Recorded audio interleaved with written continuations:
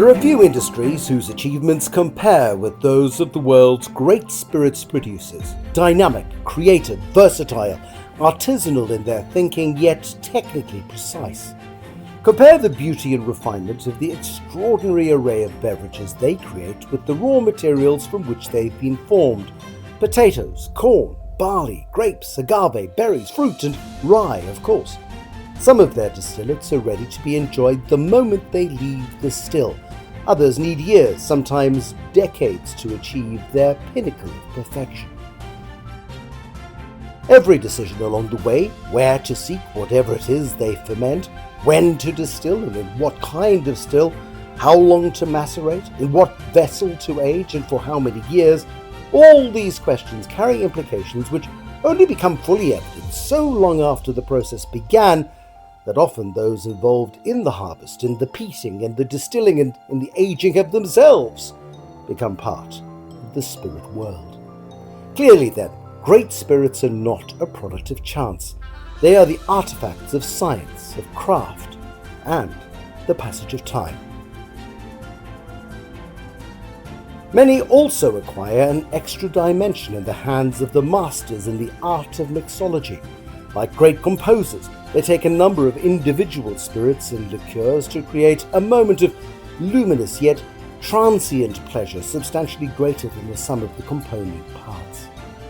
The Trophy Spirits Show, brought to you by Investec, is the only internationally recognized competition hosted in South Africa which is exclusively focused on distilled products and liqueurs. As the headline sponsor of the Trophy Spirits Show, Investec imbues the competition with its own dedication to excellence, its own focus on the exceptional. This powerful synergy ensures that consumers as well as producers enjoy both the fruits of the judging process as well as the passion which yielded these masterpieces of the distiller's art. The DNA of the Trophy Spirits Show, like its longer-running counterpart, the Trophy Wine Show, is infused with judging rigour. All samples are judged blind, labels out of sight. After the judges have scored a class, they discuss and agree a final result for every sample in front of them. All gold medal winners are reviewed at a separate trophy judging, where an additional external judge adds input to the final assessment. The highest scoring gold medalist emerges as the trophy winner in the class. The highest scoring trophy winner, the best spirit overall. It is hardly surprising that in many categories no gold medals are awarded at all, and that even in the strongest classes, as many as half the entries finish without a medal. With the 2025 judging behind us, it's worth hearing what this year's panelists had to say about their time at the competition's tasting benches. The 2025 Trophy Spirit Show really did have a fine array of product in the most important classes. The entry was larger than last year, and the main categories probably bigger. I can't at this stage say whether or not they were stronger. So the panels that sat down to their first job of morning, which would have been 30 or 40 brandies, 30 or 40 gins and 30 or 40 whiskies, were busy. I think that what we see here, and it's both an endorsement of the show, but at the same time a kind of question mark over the industry, is that the overseas entries are very strong. That, for example, in the whiskey category, the biggest and most important players in the world deliver samples to the show. We see that to a lesser extent in gin. The big brands, whether they are locally produced or imported, they are there. And that is certainly the case in the brandy and cognac classes. But I can say with certainty that we have a sumptuous array, sufficient gold medals to draw the attention of the public, and enough silver medals. We always focus on gold, but silver medals are often almost as good, because after all there's only 1 or 2 points separating them from the gold medals, for people to go out and find something to add a new dimension to their drinks cabinet. I think South Africa has definitely kept up with global drink trends. If we think back to the first show, we had a 2-day panel of white spirits with gin making up the bulk of it and tequila barely featuring.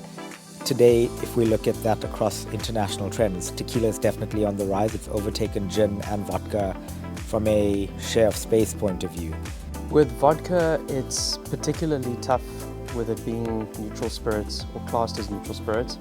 However, because it's naked and we are not influenced by barrel or botanical, we get to taste a little bit about what's the underlying carbohydrates. But in the true neutral spirit category, we are potentially looking more at things like texture and mouthfeel. And it surprises us every time how a vodka that is 4 times distilled, its neighboring vodka is 4 times distilled, can be chalk and cheese when it comes to just basic texture. Yes, the deluxe brandy market is a large market in the world, and obviously cognac is growing strong for various reasons, but there's definitely, out of the pot stills that we tasted today, that premium and deluxe category of local brandies that is in essence something that guests will want. The difference though between the cognacs and the South African pot stills, I find, is that we are slightly sweeter, but that Chenin Blanc grape I think gives us an edge, it gives us this great fruitiness, that peach and apricot marmalade styles, and then also the aging climate is also good for our brandies. And the challenges will always be that the market has wanted a cognac which per se might be marketed differently than what deluxe brandies in South Africa are. So for taste, definitely we have winning formulas, I think, and I think it's a matter of just getting a modern look at how brandies can be offered to guests and consumers. You know, I always find it interesting to compare Irish whiskies to Scottish whiskies. The range and availability of Scottish whiskies is much broader. And on Irish whiskies, less available, but some very, very interesting whiskies. I'll talk about this year's panel tasting, where we had a relatively small quantum of Irish whiskies, but all of an amazing standard, and 2 standout ones or outstanding ones. And then generally in the Irish whiskey category, you've seen some entrants from some new players, some fantastic stuff, some fascinating, interesting stuff out there. And for those loyal Scotch drinkers or Scottish whiskey drinkers, I would implore you to take a dive into the Irish side of things as well, not neglecting Scottish whiskey, but to broaden your horizons. Yeah, I think in a country like South Africa, which is, if I can put it, is very malt-centric, and those that drink whiskey tend to look down on blended whiskies, which is a great shame because I think there are blended whiskies out there, and we were certainly exposed to them today in our panel that were pretty exceptional. The romance is the malts. Everybody talks about them, everybody aspires to drink them, but it's about 10% of the total whiskey market. So 90% of the market is actually blended whiskies. And when it comes to a blended whiskey, all we're looking at really for the grain to do is to soften down the complexity of the malts. Not everybody likes or can immediately enjoy the full-bodied complexity of a malt whiskey.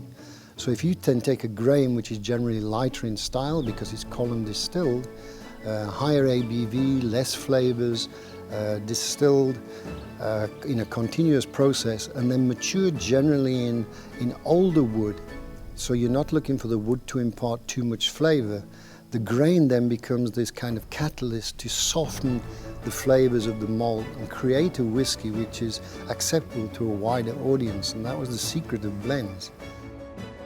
There you have it. The judging task has been completed.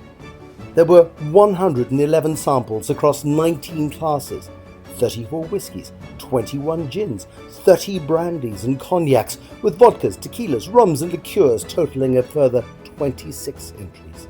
And at the end of the day there were 12 gold medals, 42 silvers, 28 bronzes and a mere 12 best-in-class trophies. The waiting is over, the audit has been completed, the time has now come to reveal the trophy winners and the silver and gold medalists of the 2025 Trophy Spirit Show, to celebrate their achievements and to take inspiration from their dedication and to revel in their success.